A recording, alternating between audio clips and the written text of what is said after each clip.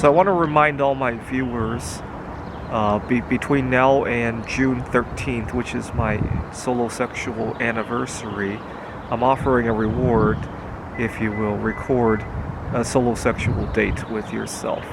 I thought I would talk about some solosexual dates that I've gone on and why I can say that I'm solosexual as opposed to just somebody who is single and still looking for somebody. Back on June 13, 2010, which is what I like to call my first time going on a solosexual date, I had just broken up with my girlfriend. It was a very abusive relationship, and I broke up with her. And I didn't have a girl to take to a coin show. I used to like to go to coin collecting shows. I haven't had a chance to do that in recent years. And I almost didn't want to go to that coin show because most people go with a partner, and I just felt all alone. But I went to the coin show thinking I can look for somebody there. But halfway through the coin show, I realized that I don't need somebody. That was the first time I ever felt some sort of romance toward myself. Now, I had a classmate who was homosexual, and so I told him I was solosexual. I thought he would accept me for that. I accepted him for being homosexual, except that I think he had a crush on me. So I told him I was solosexual. He didn't understand what it meant. You gotta understand, this was 12 years ago, before gay marriage was even legal everywhere, right? And so there was not a whole lot of understanding, but I proudly said it anyway. I went to the Computer Olympiad, my first Computer Olympiad conference in 2013. It was held in Yokohama, Japan, and I went to a theme park in Japan during my trip, Fuji-Q Highlands theme park, and I had a great time. I felt some sort of romance toward myself. It's one of those things, once you feel it, you'll know it. It's hard for me to explain it to somebody who is not solosexual, but you get sucked into this feeling of romance even though you're all alone, right?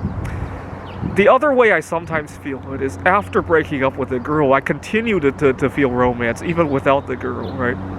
So in 2016, I had just broken up with my girlfriend because she accused me of cheating on her. I was busy writing a number of computer games, and I was late getting to her home one day, and she accused me of cheating on her. And we argued, and I left her home, and I was in such a mess. I was only supposed to drive 3 miles away to my place, but I was in such a mess, I got lost. And before I knew it, I drove to Ellensburg, if you can believe that, from Seattle to Ellensburg.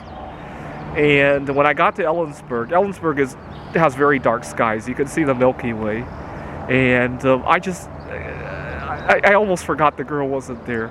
That's the best way to explain solosexual romance. You can do things with or without the partner, right? And what's really sad is that I keep getting suckered into a relationship because society almost demands it, right? It's very difficult to get treated fairly at work if you're solosexual. It's very difficult to have respect from your family if you're solosexual. Very difficult to even go to a restaurant, especially here in the Seattle area, right? Now, in March of 2020, my first day away from my girlfriend, you got to remember, we were only going to quarantine for 2 weeks at the beginning, right? I thought I can handle this.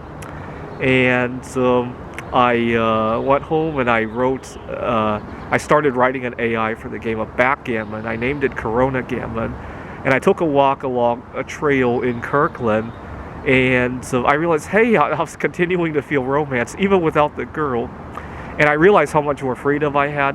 And I realized that we weren't really compatible. She wanted to start a family, and soon. And I haven't thought about whether or not I want to have children in the future. But it's going to be time.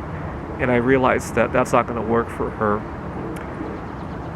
Then I moved out to the Rocky Mountains in November I moved to Missoula first of that summer, and then in November I moved to Wallace, Idaho, and I got really accepted for who I was. When I was in Wallace, it didn't feel like there were any barriers for me to go out as a solosexual. But my happiest solosexual date ever was last summer, 2021, when I was in Phoenix and I discovered the Desert Botanical Garden in Phoenix. And again, I went there and I felt this great sense of romance. And even though it had been a year since I had gone on a date, right, with a heterosexual date, right, and so yeah, that's what it feels like to be solosexual. Unfortunately, it's very difficult to get somebody to understand if they are not solosexual, right? But I believe there are a lot more solosexuals than we like to admit. And the reason I believe that is because here in the United States, 50 to 60% of marriages end in divorce, right? In Japan, solosexuality is not hard to practice, right? There's not a whole lot of discrimination against people who live alone, and marriage rates and divorce rates are both very low in Japan. And studies have shown that people who get divorced once are much more likely to get divorced multiple times. Now, why is this? I think it's because they are solosexual by heart. They're getting married because society is pressuring them to, right? Now, here's the other coincidence that I think is not a coincidence. So 50% of marriages end in divorce, and everybody knows our population is out of control, right? Population growth. Now, we have about 2 births for every death, right? Now, I like to think that that's not a coincidence. 50% of people have no business getting married or having children. They're being pressured by society. And that's just sad, not only for the individual, but for our culture in general, right? It becomes very hard for other people who actually want to be solosexual and not to give in to peer pressure, right? And I wouldn't be surprised if more than 50% of people are actually solosexual. And if you think back to in your life, I bet there were times you felt solosexual romance. You're just not wanting to admit it, right?